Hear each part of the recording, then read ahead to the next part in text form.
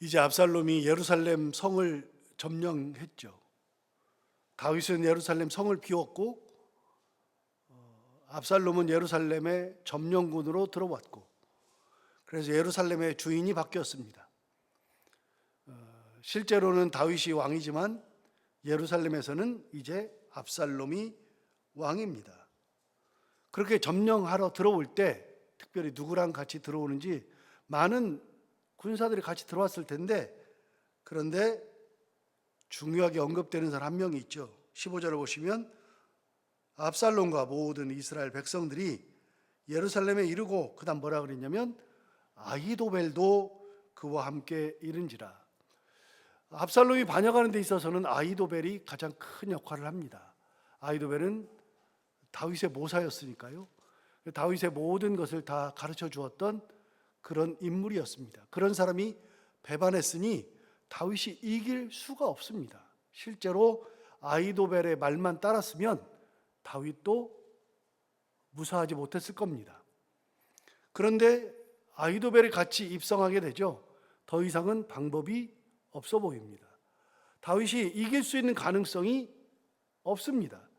딱 한 가지, 그 방법 외에는 없죠. 자, 그 방법을 제시할 친구가 있습니다. 16절에 다윗의 친구 아렉 사람 후세가 압살롬에게 나아갈 때에 그에게 말하기를 왕이여 만세, 왕이여 만세 하였다라고 되어 있습니다. 여러분, 아렉 사람 후세가 이렇게 위장으로 전향을 하는 거죠. 아렉 사람 후세가 다윗의 친구인데 그가 압살롬에 나갈 때에 왕이여 만세, 왕이여 만세 하고서 외쳤다는 겁니다. 그러니까 있을 수 없는 이야기죠. 왜냐하면 아렉 사람 후세는 다윗의 친구라고 열왕기에서도 정확하게 이야기하고, 역대기에서도, 그 다음에 실제로 여기도 다윗의 친구라고 되어 있죠. 어렸을 때부터 다윗의 친구였습니다. 굉장히 다윗을 잘 알고 다윗의 마음을 꿰뚫고 있었고, 그런데 아렉 사람 후세는 아히도벨만큼 그렇게 모사꾼으로 살지는 않았던 것 같아요. 그렇게 다윗의 친구 아렉 사람 후세가 다윗을 따라가려고 했었던 장면은 우리가 15장에서 이미 봤습니다. 15장에 의하면 다윗의 친구 아렉 사람 후세가 따라가려고 했었잖아요. 그런데 그거를 다윗이 막았습니다. 그래서 이 후세가 결국은 다윗의 말을 듣고 돌아오게 되었죠. 15장에 보면 어디에 나오냐면 32절을 보십시오. 15장 32절을 보시면 이렇게 나와 있습니다. 다윗이 하나님을 경외하는 마루턱에 이를 때에 아렉 사람 후세가 옷을 찢고 흙을 머리에 덮어쓰고 다윗을 맞으러 온지라. 그러니까 아렉 사람 후세가 다윗이 몽진하러 가려고 마루턱을 막 지날 때, 즉 감람산 꼭대기를 막 지나서 벳박의 베다니 방면으로 내려갈 때, 그때 아렉 사람 후세가 옷을 찢고 흙을 머리에 덮어쓰고 다윗을 맞으러 나온 겁니다. 다윗과 함께 가려고. 그때 다윗이 말합니다. 33절, 다윗이 그에게 이르되 내가 만일 나와 함께 나아가면 내게 누를 끼치리라. 너 나랑 함께 가면 나한테 누를 끼치는 거야 라고 이야기하면서 34절에서 이야기합니다. 그러나 내가 만일 성읍으로 돌아가서 압살롬에게 말하기를 왕이여 내가 왕의 종이니이다. 전에는 내가 왕의 아버지의 종이었더니 이제는 내가 왕의 종이니이다 하면 내가 나를 위하여 아히도벨의 모략을 패하게 하리라. 그러니까 다윗이 아렉 사람 후세에게 얘기해 준 거예요. 너 나랑 가면 나한테 누가 돼? 대신 네가 예루살렘에 좀 남아줘. 예루살렘에 남아서 압살롬이 들어오면 나는 왕의 종이니이다 라고 선포를 하고, 그 왕이 압살롬이 너를 받아주면 결국은 그 왕 압살롬에게 아히도벨이 있지 않냐. 아히도벨이 분명히 여러 가지 모사를 낼 텐데 그때에 네가 아히도벨의 모략을 패할 수 있는 그런 계략을 네가 얘기해줘서 아히도벨의 계략이 패해야 되지 않겠냐. 그를 제어하지 못하면, 아히도벨을 제어하지 못하면 결국은 이 전쟁에서 다 죽으니 네가 아이도벨의 모략을 패하게 해달라. 그렇게 개인적으로 부탁했어요. 그래서 뭐라 그랬냐? 앞에 얘기했죠. 압살롬을 만나거든 나는 내가 왕의 새로운 종입니다 라고 자기를 종이라고 거짓말로 항복하라고 다윗이 다 얘기해 줬어요. 그렇게 해서 아렉사람 후세가 다윗 성에, 즉 예루살렘 성에 남죠. 그러면서 뭐라 그랬냐? 35절에서 이렇게 얘기했어요. 사독과 아비아달 두 제사장이 너와 함께 거기 있지 아니하냐. 사독과 아비아달은 제사장인데 다윗이 몽지를 갈 때 법궤를 들고 나왔는데 다윗이 다시 가지고 들어가라 라고 얘기했잖아요. 그래서 거기에서 왕궁에서 일어났던 일을 너희 두 아들이 있지 않냐, 너희 두 아들한테 알려줘서 결국은 나한테 전해줘야 내가 왕궁에서 돌아가는 소식을 내가 알지. 그러니까 사독과 아비아달은 왕궁에 남아있어라 라고 부탁해가지고서 돌려보내잖아요. 돌려보냈는데 거기에 사독과 아비아달도 있는데 너도 가가지고 사독과 아비아달과 힘을 합해야 되지 않겠냐. 그래서 왕궁으로 사독과 아비아달을 먼저 보낸 다음에 아렉 사람 후세를 거기로 보내서 아렉 사람 후세가 특별히 해야 되는 역할은 뭐냐?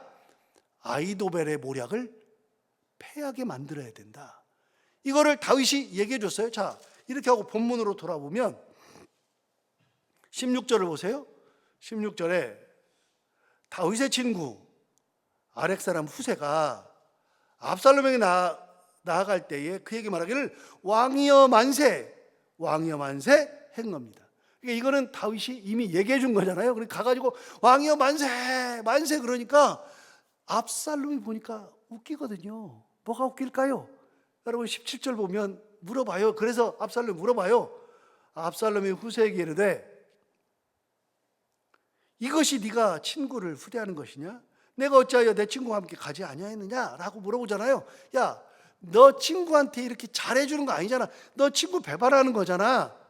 왜 친구를 배반해? 야, 너 함께 가야 되지. 왜 안 갔어? 라고 묻는 거예요. 당연히 물어볼 만 하잖아요. 후세는 그래도 같이 갈 것 같잖아요. 그런데 후세는 같이 안 갔거든요. 그러니까 물어보죠. 야, 너 친구한테 이거 배반하는 거잖아. 친구한테 이거 후대하는 거야? 왜 함께 안 갔어? 라고 물어봤죠. 18절 볼까요? 18절 이렇게 말합니다. 후세가 압살롬에게 이르되 그렇지 아니하니이다. 내가 여호와와 이 모든 이스라엘의 택한 자에게 속하여 그와 함께 있을 것이니이다 라고 얘기했어요. 자기는 이곳, 이 백성, 여호와와 이 백성들 가운데 내가 있어야지. 아니 다윗은 하나님이 버리지 않았냐. 하나님이 버려가지고 이제 왕한테도 쫓기고 당신 우리 왕 압살롬에게도 쫓기고 하나님이 버린 존재가 돼버렸는데 하나님이 여기 계시는데 내가 어디를 갑니까? 이스라엘 백성들 안 갔잖아요. 다윗만 신하들하고 몇 명하고 갔지 이스라엘 백성들은 다 남아있잖아요. 하나님도 버렸지. 이스라엘 백성들도 여기 있지. 내가 어디 간다고요? 왕을 내가 섬겨야죠 라고 얘기하는 거예요. 자, 19절 볼까요?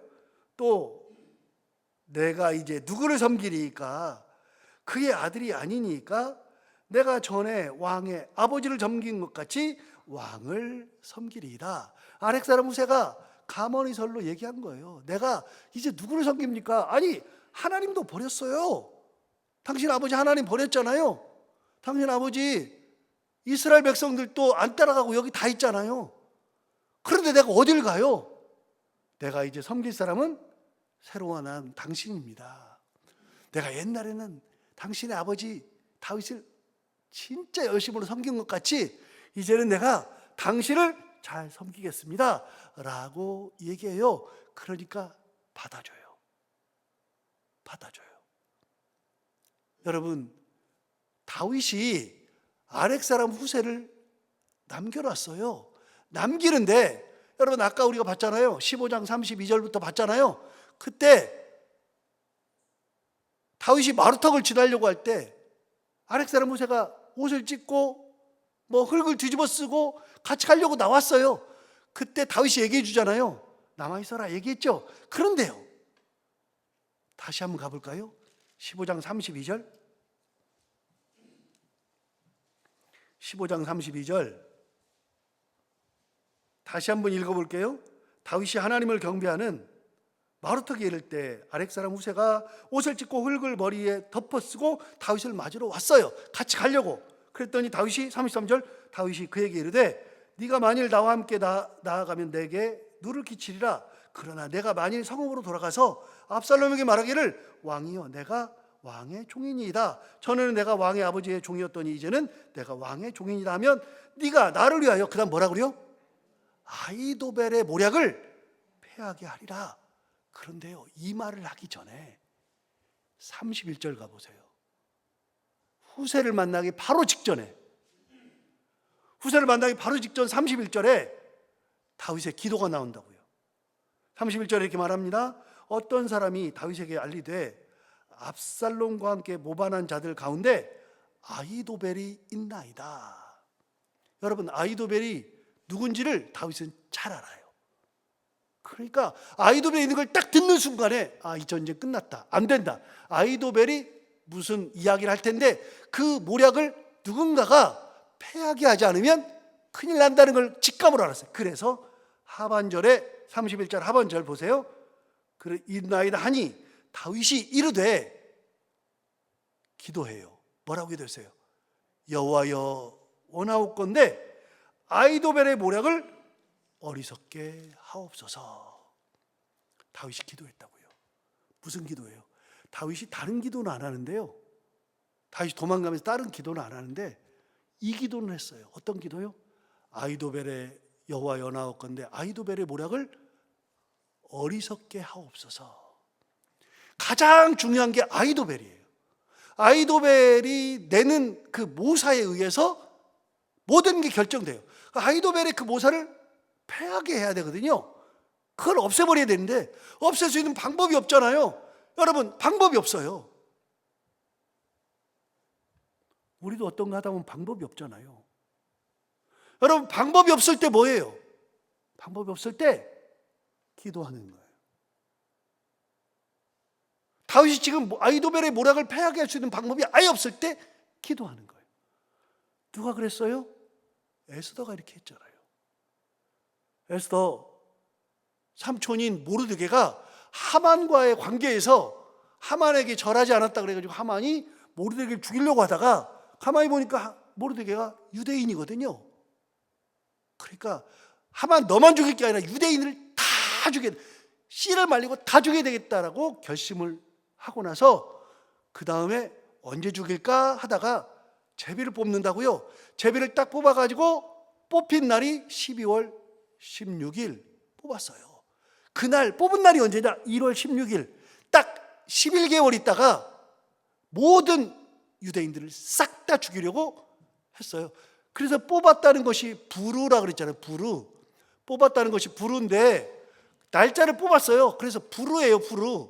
그런데 나중에 거꾸로 하만과 하만의 민족이 싹 다 죽잖아요. 유대인들은 다 죽잖아요. 다 죽는데 12월 16일에 다 죽였어요. 하만이 죽이려고 했는데 거꾸로 하만이 자기 민족과 함께 다 죽었다고요. 다 죽었는데 하루 만에 안 끝나니까 왕이 뭐라 그러냐면 하루 더 죽여, 하루 더 해.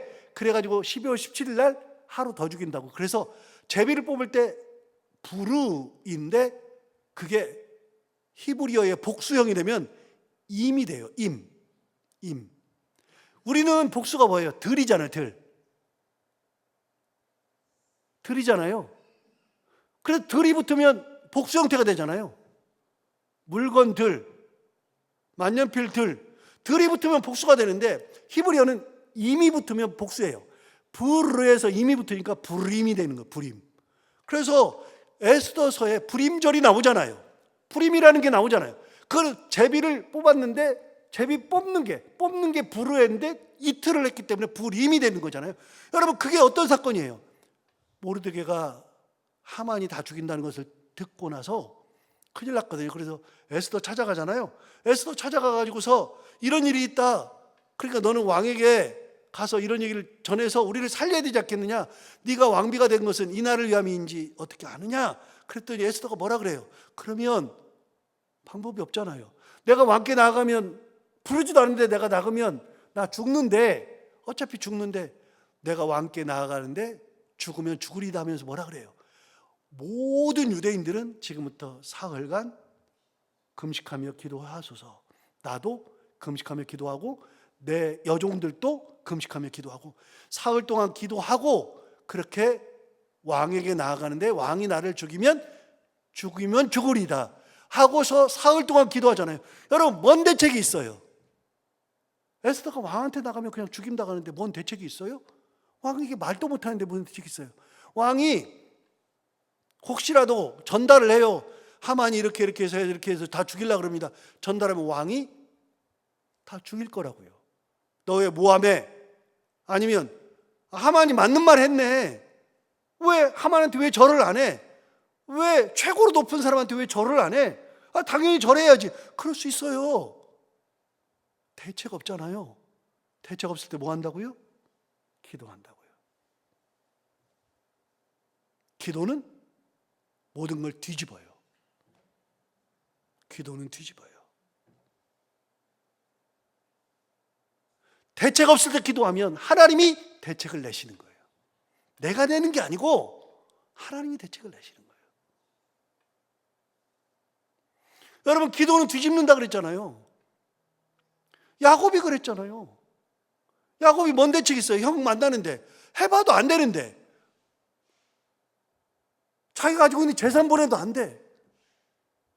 사절단 보내가지고 잘못했다고 해도 안 돼. 할 수 있는 방법이 없잖아요. 그런데 언제 뒤집혀요? 기도한 날 그 새벽에 뒤집히잖아요. 천사와 씨름할 때 뒤집히잖아요. 완전히 뒤집혀가지고 형이 나올 때 칼 갈고 나와가지고 칼 들고 400명 다 칼 들고 나와가지고 칼을 다 내려놓고 전부 다 포옹하고 보고 싶다 그러고 입 맞추고 그러잖아요. 여러분, 그거 볼 때마다 제가 뭘 느끼냐면, 혹시 여러분 결혼식장에 가보면 그런 거 못 느껴요? 안 보셨어요? 특히 군인들이 결혼할 때, 군인들은요 결혼할 때 신랑 신부가 입장하거나 퇴장할 때 군인들이 쭉 서가지고 칼을 들고 이렇게 하는 거 있잖아요. 칼 들고 쫙. 이게 그 군인들만 하는 그런 입장과 퇴장할 때의 그거예요. 칼을 따다다다다 부딪혀라, 이렇게 팔을 부딪히면서 환영해 준다고요. 여러분, 그 칼이 사람을 찔러 죽이는 칼이 아니라 야곱에게 나왔던 에서의 400명의 칼은 에서를 환영하는 칼로 바뀌잖아요. 언제요?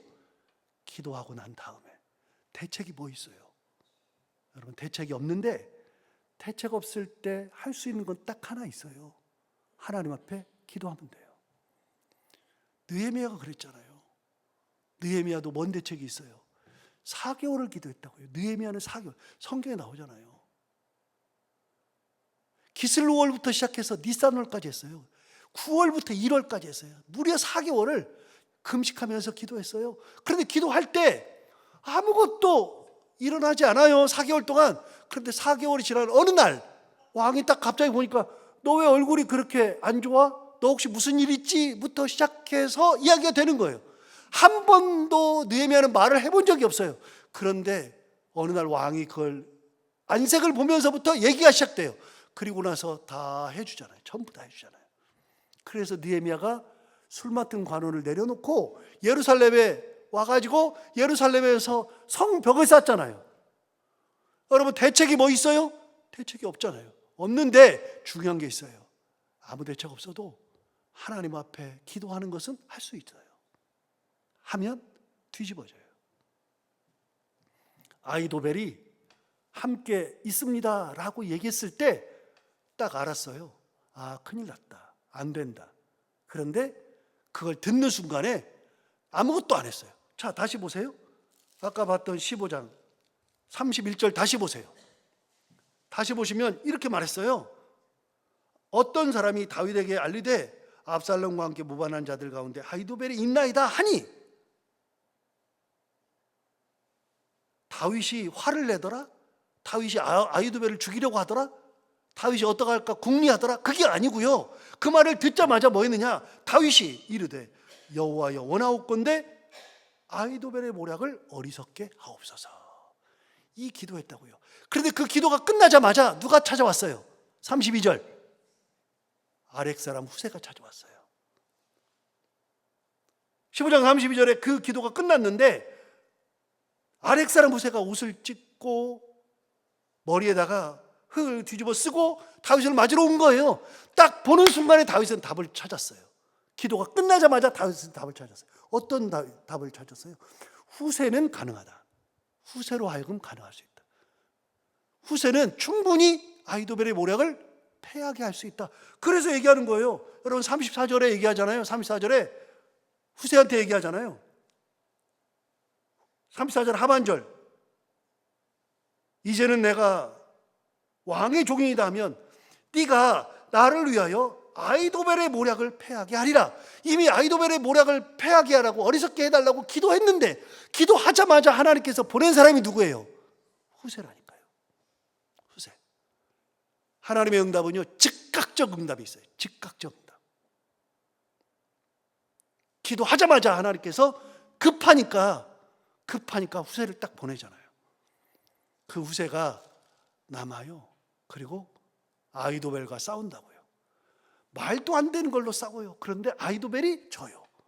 압살롬이 희한하게 아히도벨의 말을 거부하고 아렉 사람 후세의 말을 들어요. 내일이면 나와요. 그게 내일이면.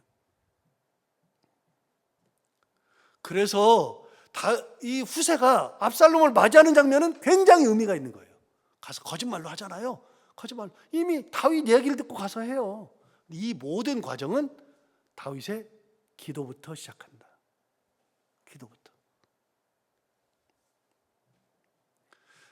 자, 그렇게 하고서 20절부터 22절은 이제 조금 있다가 그냥 살짝만 언급할 거고요.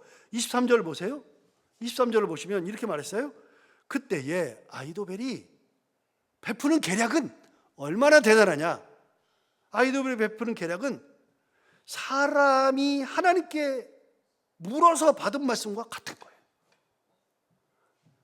아히도벨의 계략은요 사람이 하나님 앞에 물어서 받는 계략과 똑같다고 사람들이 다 느꼈어요.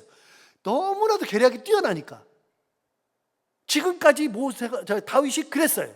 아히도벨의 계략으로 다 전쟁에 승리하고 아히도벨의 계략으로 여기까지 왔어요. 대단한 사람이에요. 아히도벨은 하나님께 물어서 받은 그런 말씀과 똑같아요. 그런데 23절 하반절 보세요. 아히도벨의 모든 계략은 그다음 뭐라 그러냐, 다윗에게나 압살롬에게나 그와 같이 여겨졌더라. 다윗도 아히도벨이 계략을 내면 하나님께서 말씀하신 거라고 들었을 만큼 대단했어요. 압살롬도 그러니까 아히도벨을 데려온 거예요. 특별히 아히도벨을 특별히 데려왔어요. 아히도벨이면 성공한다. 아히도벨은 사람 누구든지 하나님께 받은 말씀으로 들을 만큼 대단하고 그게 다윗에게나 압살롬에게나 똑같았다고요. 자, 그런데 이제 여기까지는 오늘 말씀이고 20절부터 22절은 잠시 언급하고 넘어가요. 성경에 있으니까 20절 보세요. 압살롬이 아히도벨에게 이르되 이제 예루살렘 성에 왔잖아요. 너는 어떻게 행할 계략을 우리에게 가르치라. 그래서 어떻게 할까 물어봤더니 아히도벨이 첫 번째 계략을 냈어요. 어떤 계략을 나느냐? 21절에 계략이 나와요. 아히도벨이 압살롬에게 이르되 뭐라고 이르렀냐? 왕의 아버지가 남겨두어 왕궁을 지키게 한 후궁들과 더불어 동침하소서. 몇 명 남겼죠? 10명. 이미 앞에 나왔어요. 10명 남겼잖아요. 근데 아히도벨이 뭐라 그래요? 그 후궁들과 동침하소서. 21절 하반절, 그리하면 왕께서 왕의 아버지가 미워하는 바 됨을 온 이스라엘이 들으리니 왕과 함께 있는 모든 사람의 힘이 더욱 강하리라. 무슨 말이냐면 왕의 후궁과 아버지의 후궁과 딱 동침하면 사람들이 볼 때 당신이 힘이 센 거를 아느냐. 당신이 힘이 세다. 당신 아버지는 이제 아무것도 아니야. 아버지의 후궁들도 다 범해버리니까 당신이 힘이 세다. 아버지가 당신을 미워할 정도로 힘이 센 사람 아니냐. 그러니까 동침하소서 그랬어요. 아버지의 후궁들 10명과 22절 보세요. 22절, 이 사람들이 압살롬을 위하여 옥상에 장막을 치니 압살롬이 온 이스라엘 무리의 눈앞에서 그의 아버지 후궁들과 더불어 동침하니라. 여러분, 이게 어디서 나오는 말이에요? 어디서 근거해요? 15장 한번 가볼까요? 12장